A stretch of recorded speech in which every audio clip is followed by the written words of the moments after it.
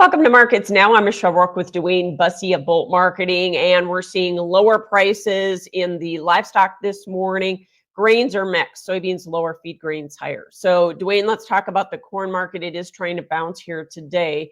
And now that we have first notice day out of the way, is that what's allowing this market to recover? I think so. I think that first notice day was the reason we were down so hard yesterday because I kept looking for headlines yesterday of why it was down and couldn't find any. So that's the first thing I thought of is that it was going to be first notice day in the afternoon. Now, not a lot of deliveries, but the first notice day, what that does mean is there's a lot of probably farmer selling yesterday and maybe the day before and maybe the week before in corn market. When you think about it, they've got those May basis contracts that they have to fill, and they just got to the point of like, yep, got to get out of them. So they sold instead of rolling, and that puts pressure on the corn market yesterday. Yeah, and we have wheat market trying to recover here today. And corn and wheat have been so hinged together that when one recovers, it helps to lift the tide on the other That, commodity, doesn't it?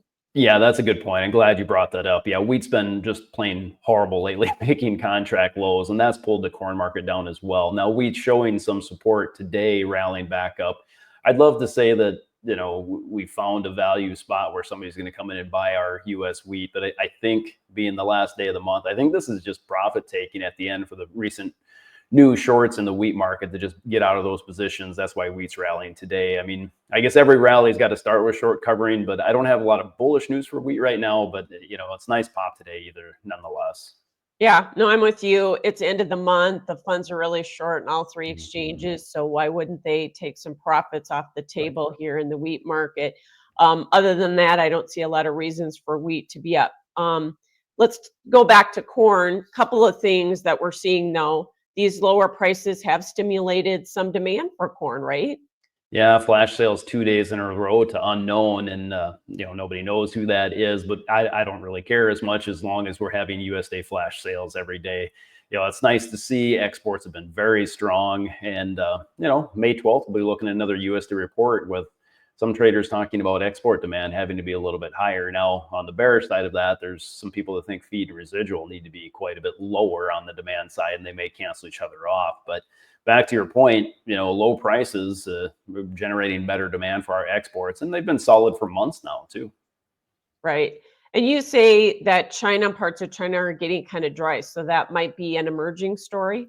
It's something to start watching anyway. I don't think it's going to be a weather rally quite yet and rally our market, but when it comes to foreign countries, China is one we do need to watch when it comes to their weather, especially their northern province. That's where a lot of the corn is growing. They're dry now, and they're in about the same cycles we are planting, so it's not critical yet, but it's definitely worth watching. They produce a lot of corn. Now, will we ever know the true number that they ended up producing this year? No, but it's we can watch the weather and start to get our own estimates from it, and maybe we build a weather premium based on China weather, not U.S. weather.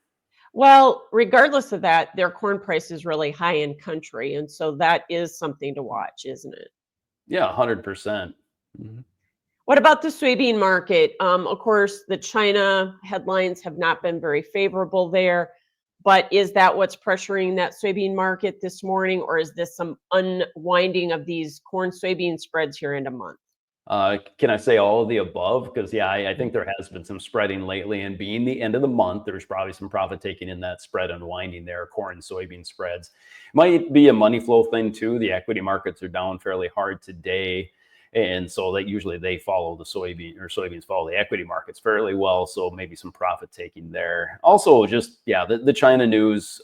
It's back and forth a lot. A little bit harder stance overnight. Trump had on China that we're going to make a deal, but it's going to be a good deal. And of course, China says we're not even talking. So that's a little negative for soybeans. And I think we rallied the soybean market a little bit, Michelle, because it's just a little bit fearful of losing any acres. We really don't want to see that dip below 83 and a half. I mean, that's pretty low. So I think they were just a little bit concerned with the good weather that we might lose some more acres. So it had to prop up a little bit. But for the most part, I think it's just a profit taking thing end of the month. I think we can rally again tomorrow. Do you think we shifted some acres over to corn?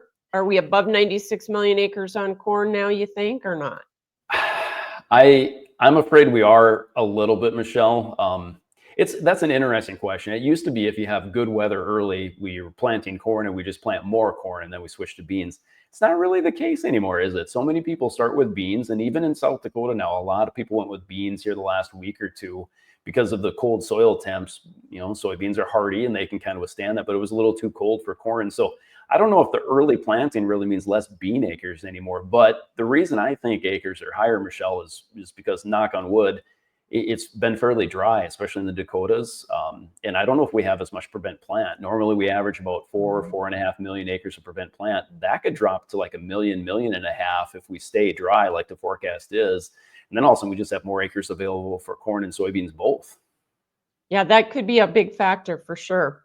Mhm. Okay, so the other factor that's been holding up the soybean market has been the rally in soybean oil, which went to new contract highs 2 days ago. So there is some profit taking in the bean oil market. Is that also dragging down soybeans? Oh, I suppose a little bit, but that bean oil market should stay strong. You and I talked before we went on air here about the strong old crop exports. They've been just phenomenal. Kind of haven't got the story they should. I mean, we're so far above USDA's forecast, and then we get another monthly USDA supply and demand report, and they raise the export demand, and they have to do it again because we get above it. So exports have been phenomenal there. There's also always this talk of possibly getting a trade deal done with India, and they might buy more of our bean oil, but it's just a supply and demand thing right now. We're exporting a lot of it, so that's helping this bean oil market. Right. Talk technicals with me on especially corn and soybeans, because we held the 200-day moving average in July beans yesterday, then dipped below it here in the overnight session. And I think we're back above it. I think we're back above it here again. I know we are in corn too, so yeah, we found some support. I I really got to say, when you get to that option expiration, which was last Friday, and then the first notice day, which is today, these markets just get screwy. I try not to overtrade them. Then they can just do funny things. They get to where the hard strike prices are, high volume. I mean, so I think that had a lot to do with the trade action last couple of days. So I don't like to get too technical, but it's nice that we held those levels. And now I think we can grind higher again. Maybe not on a U.S. weather scare. Like I said, maybe it can be China, but the weather market changes a whole lot too. By Sunday night, we might be talking something totally different. Yeah, and you and I, as market nerds, we look for fundamental reasons for the market to be moving the way it is, and sometimes it's what you said. It's just Yeah. money flow, end of month, and with expiration coming. Okay, the cattle market. Let's talk about that one. New highs for the move. Well, new contract highs yesterday in Yeah. both live and feeder cattle futures on this record cash. But the market is seeing a little bit of pullback today. Is that because the stock market's down on this GDP news, or what is going on? I think it's because of the stock market and because we're at all-time highs, right? Whenever you're at Okay. all-time highs, you're going to look for a little bit of a pullback on some profit taking. But yeah, there's a lot of economic reports this week, and the GDP number was disappointing this morning. Yesterday a lot of talk about Amazon putting, additional, I guess you could say, not a charge, but they're going to list the tariff to add up the prices there. And I think that realization kind of sunk in with people that consumers will, in the end, pay for some of these tariffs somehow, one way or the other. So that maybe has the market a little bit shook up that, how much can the U.S. consumer take as far as higher prices everywhere and still buy the high priced beef? So a little bit of a pullback, but I got to be honest, Michelle, it still looks fairly strong. The only thing I'm worried about in the cattle market is now everyone's bullish. Even me, somebody who's been a bear, not because I'm really bearish the market. I just like being hedged here for the cattle producers. When bears start to get a little bullish and feel like the market's going higher, maybe that means we're close to a top. Yeah, and it's into the month and the funds are really long, so you might expect a little profit taking here, but we can't fall too far if cash trade stays strong, can we? That's what's so difficult about this market right now is April's going to go off the board today. And of course, that has to trade close to cash, which was that 216, 218 last week. I think there's a lot of thoughts with the cutouts going sharply higher this week. Cash can see that magic 220 mark we've been talking about. And then you're going to have June be the lead contract month at about 210. And that feels like it's way too far under that it can't go lower. I would remind producers out there that the June basis can get pretty wide this time of year. And remember, it won't be into delivery for a long time. So it doesn't have to meet cash right now. It wouldn't shock me to see this market make a top and start to pull down just as the news is the most bullish. And to me, 220 cash would be very bullish. Yeah. And the hog market seeing a little pressure. Is that some end of month? Because the funds have pushed kind of long in that market too. I think you're right. I know I hate to keep saying that, but I think it is a lot of position squaring here. And once we got June back above 100, I kind of feel like June hogs got to where they're supposed to be trading at fundamentally. We were just too low before, so now we can see some back and forth on the hog market. And once again, I mean, that's going to be the cheaper priced meat in the supermarkets come grilling season, right? So it should find good support on dips though too.